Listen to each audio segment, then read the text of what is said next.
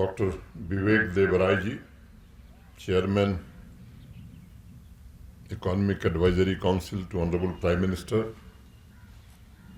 Kumaon literary festival की co-founder Shrimati Asha Batra ji, प्रसिद्ध film maker Shri Rahul Rawail ji, Kyari के फाउंडर, यहाँ के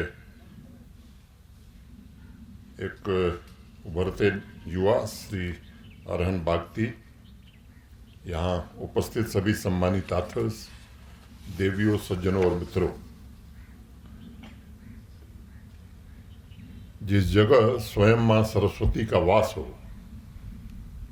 अभी जिसका जिक्र डॉक्टर विवेक देवराय साहब ने किया है, और जो विश्व का एकमात्र शारदा पीठ हो, वहाँ लिटरेरी फेस्टिवल होना, राइटर्स थिंकर्स का जमावड़ा लगना, मैं समझता हूँ ये कोई बड़ी बात नहीं है।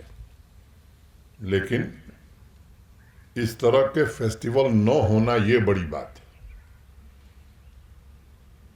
मैं बधाई दूंगा आयोजकों को, और जो लोग बाहर से आए हैं उनका हृदय से स्वागत भी करूंगा। एक लंबे समय तक जम्मू कश्मीर शिक्षा और बौद्धिक प्रेरणा का केंद्र रहा है। जो जगह परंपरा का ऊर्जा क्षेत्र होता है, वहां अगर ज्ञान, विचार और कल्पना शक्ति पर प्रहार होता है, तो इसका सीधा मतलब है कि दुनिया को देखने का दरवाजा बंद हो जाता है। दुर्भाग्य से जम्मू कश्मीर में भी कुछ ऐसा ही हुआ। लंबे समय तक, कई दशकों तक एक ऐसा वातावरण बना जिसने विकास और विचार, डेवलपमेंट एंड थिंकिंग, दोनों के प्रवाह को रोक दिया।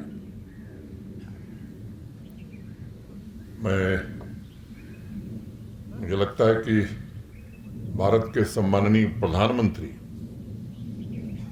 की दृढ़ इच्छा शक्ति ने अगस्त 2019 में एक अद्भुत फैसला हुआ,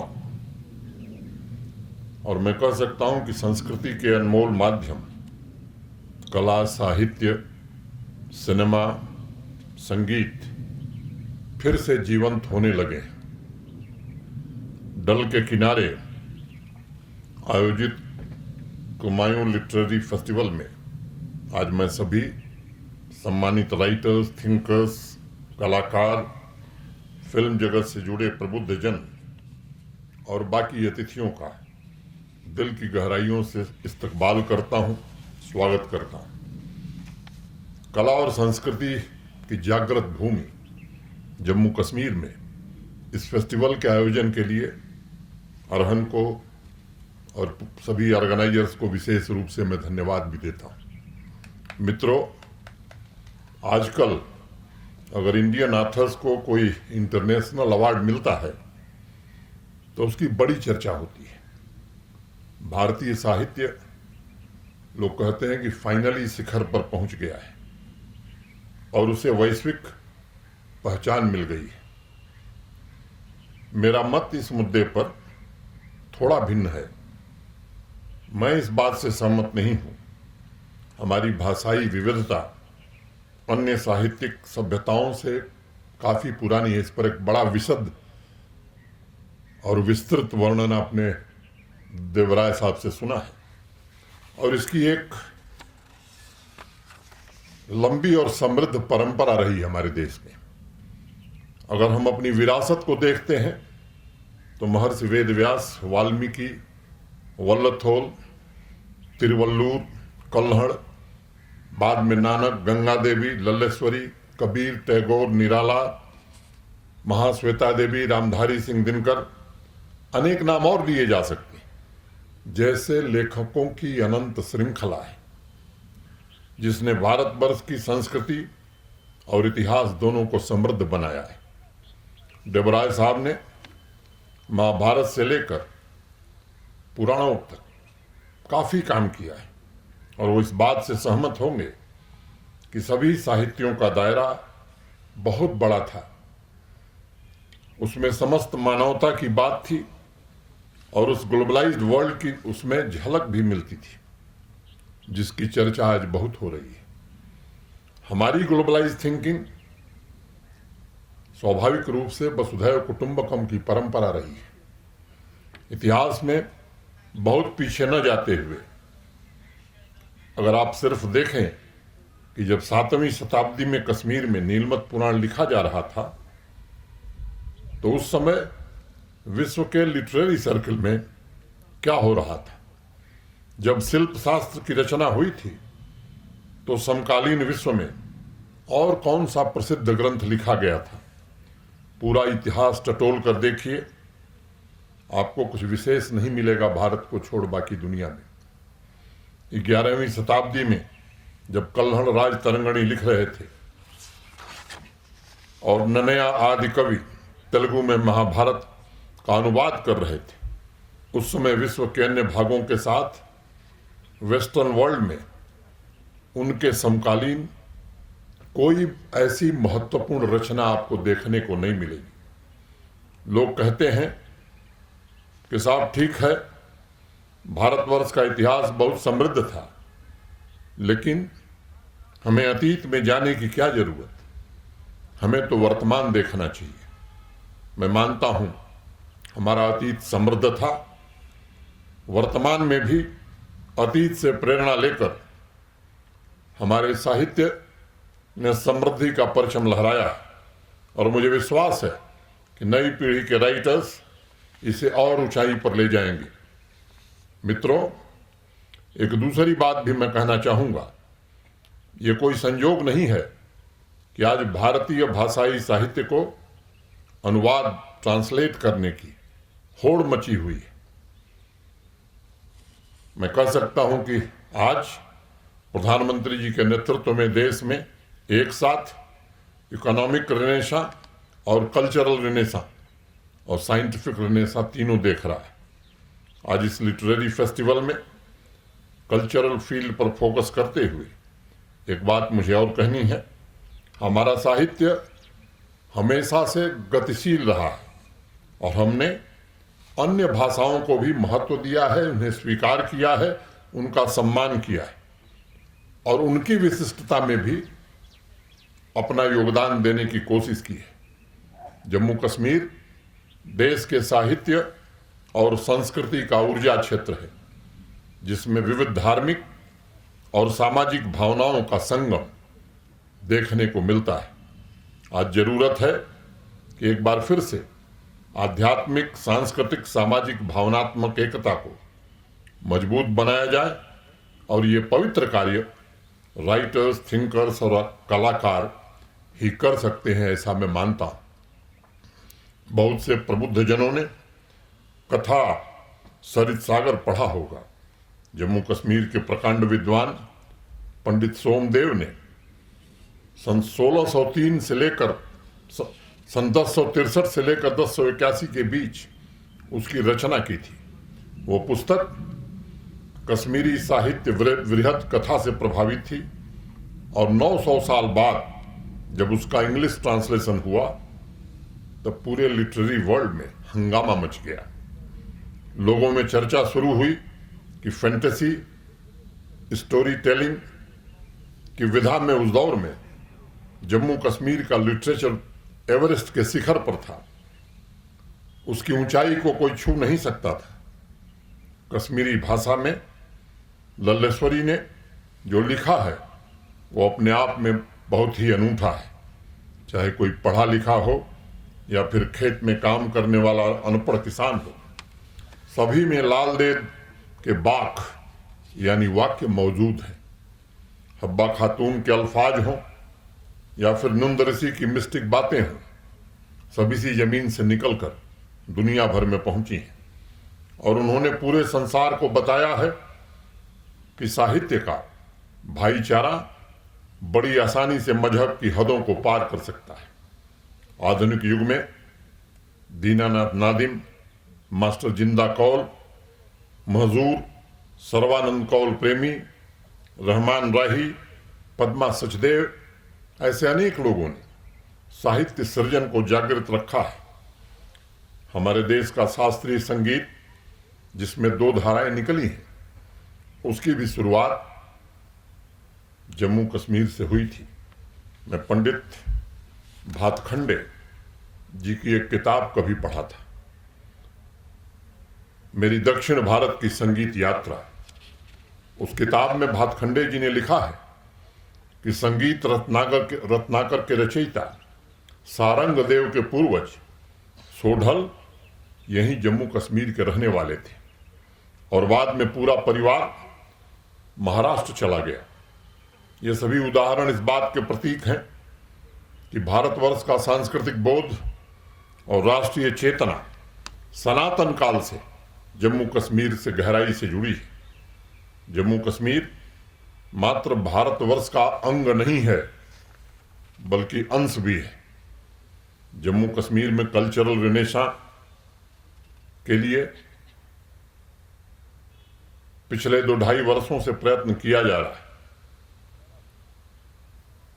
यहाँ की लाइब्रेरीज को आधुनिक बनाना, बुक्स ऑन व्हील्स की शुरुआत करना, डिजिटाइजेशन के लिए गंभीर प्रयास करना, हर डिस्ट्रिक्ट में, हर ब्लॉक में डिजिटल लाइब्रेरी बने, इसकी व्यवस्था सुनिश्चित की गई है। अलग अलग हिस्सों में यूथ सेंटर्स के माध्यम से वाद संवाद की और सांस्कृतिक विरासत को पुनर्जीवित करने की कोशिश की जा रही है। अलग अलग हिस्सों में जम्मू कश्मीर के विचार गोष्ठी, सांस्कृतिक आयोजन हो, इसका प्रयत्न किया जा रहा है। इन आयोजनों की वजह से कुछ लोगों की आलोचना भी सहनी पड़ रही है और लोग यहां कहने लगे हैं कि इस तरह के कार्यक्रमों की जरूरत क्या है। मेरा जवाब बड़ा सीधा और सिंपल सा रहता है, संस्कृति ही समाज का दर्पण है। जब एक आकांक्षी समाज विकसित होता है तब उसके सभी अंगों में प्राण आते हैं, एक नई ऊर्जा का जन्म होता है जो कला के रूप में लोगों के सामने आता है। एक राइटर, एक थिंकर और एक कलाकार के अंदर जो कुछ ओवरफ्लो होता है उसकी अभिव्यक्ति से ज्यादा उसकी और इच्छा नहीं होती है। इसलिए साहित्य और संस्कृति ही हमारा असली खजाना है और निस्वार्थ भाव से उस परंपरा की सेवा में लगे साधक हमारे असली हीरे और जवाहरात वही हैं। एक छोटी सी कहानी कहकर के अपनी बात खत्म करूंगा। एक दिन अकबर ने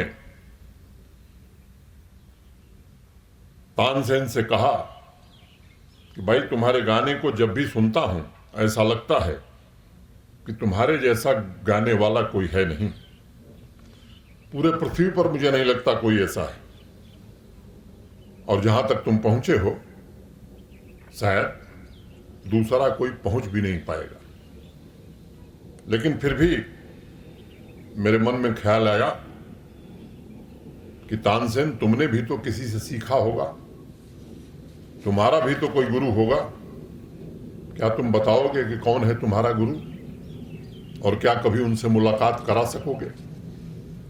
तानसेन ने बड़ी विनम्रता से कहा, महाराज, मेरे गुरु जी हैं और सच कहूं तो मैं गुरु जी के चरणों की धूल के बराबर भी नहीं हूं। लेकिन मुलाकात में एक बड़ी कठिनाई है कि गुरु जी कभी राज दरबार नहीं आएंगे और न ही हमारे कहने पर गाएंगे। उनसे अगर मिलना है तो चोरी छिपे मिलना होगा। और एक रात यमुना के किनारे सम्राट अकबर और तानसेन छिप कर बैठ गए और जब भोर हुई तो तानसेन के गुरु संत हरिदास ने जब गाना शुरू किया, जब तक संत हरिदास गाते रहे तब तक अकबर और तानसेन दोनों की आंखों से निर्झर आंसू गिरते रहे। दोनों में से किसी ने एक शब्द नहीं बोला। जब लौटने लगे राजमहल के पूरे रास्ते दोनों रोते हुए वापस लौटे। राजभवन पहुंचने तक कोई बात नहीं हुई। गेट पर जब दोनों अलग होने लगे तो अकबर ने एक सवाल किया, तानसेन, तुम अपने गुरु की तरह क्यों नहीं गाते हो? तानसेन ने कहा, महाराज, इसका जवाब बड़ा सीधा है। मैं कुछ पाने के लिए गाता हूं। और मेरे गुरु ने कुछ पा लिया है, इसलिए वो गाते हैं। ये भारतवर्ष ऐसे कलाकारों की भूमि रही है, ये हमारी परंपरा रही है। आज के कार्यक्रम में एक सेशन जम्मू कश्मीर के आर्कियोलॉजिकल साइट्स पर भी है। इस संबंध में संक्षेप में दो बात कहूंगा। गत वर्ष जुलाई में हम सब ने निर्णय किया था कि सभी धर्मों से जुड़े ऐतिहासिक धरोहरों को आइडेंटिफाई करके उनके रिवाइवल और रेस्टोरेशन पर काम किया जाएगा। पहले चरण में कश्मीर डिवीजन के 17 तथा जम्मू डिवीजन के 18 आर्कियोलॉजिकल साइट्स पर काम प्रारंभ हो गया है और मैं आपको भरोसा देना चाहता हूं कि सांस्कृतिक चेतना की जीती जागती इन धरोहरों को उनके पुराने स्वरूप में स्थापित करने की हर संभव कोशिश की जाएगी। साहित्य एवं कला के क्षेत्र में दीप स्तंभ की तरह काम करने वाले जम्मू कश्मीर में राइटर्स और थिंकर्स की इस तरह की बैठक पुरानी रवायत को रिवाइव करने की कोशिश हो रही है। जम्मू और कश्मीर दोनों संभागों में लिटरेरी फेस्टिवल का आयोजन शुरू किया गया है। देश भर से राइटर्स, थिंकर्स, फिल्म से जुड़े लोग यहाँ आए। ये परंपरा भविष्य में चलती रहे, इसकी कोशिश की जा रही है। क्षेत्रीय भाषाएं संपूर्ण राष्ट्र की भावनाओं के आदान प्रदान की भाषा रही हैं। कई बार एक शब्द का जिक्र होता है, भाषाई सद्भाव।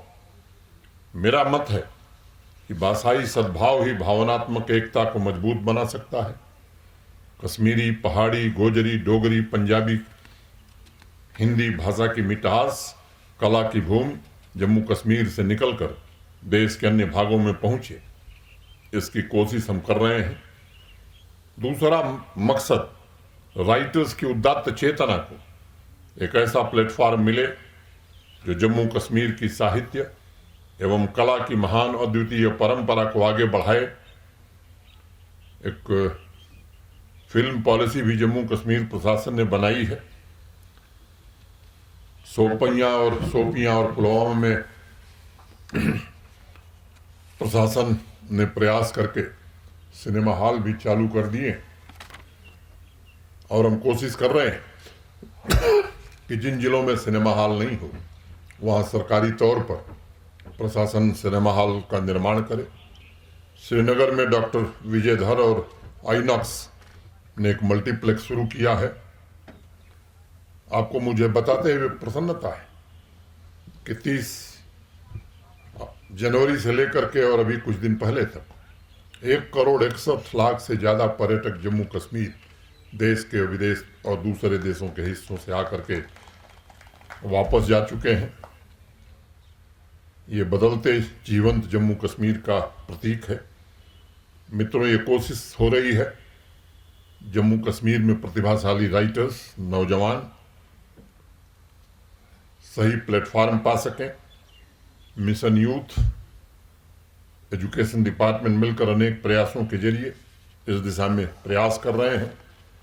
राइटर्स तथा कला के अलग अलग माध्यम पर काम कर रहे सभी लोग समाज की जीवंतता के प्रतीक हैं और इसी प्रकार देश और दुनिया में फैले,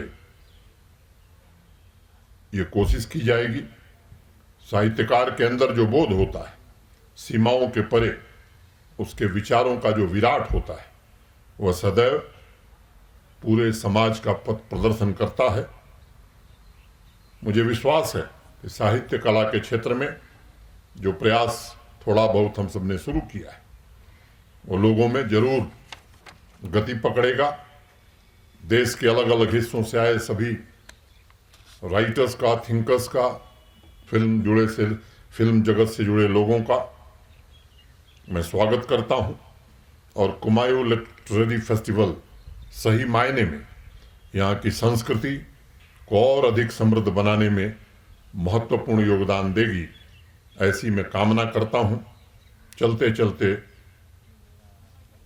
2 लाइनें कहकर बात खत्म करूंगा कि कभी साया है, कभी धूप मुकद्दर मेरा, कभी साया है कभी धूप मुकद्दर मेरा, होता रहता है यूं ही कर्ज बराबर मेरा। टूट जाते हैं कभी मेरे किनारे मुझ में, टूट जाते हैं कभी मेरे किनारे मुझ में, डूब जाता है कभी मुझ में समुंदर मेरा, कभी मुझ में समुंदर मेरा। बहुत बहुत धन्यवाद। जय हिंद।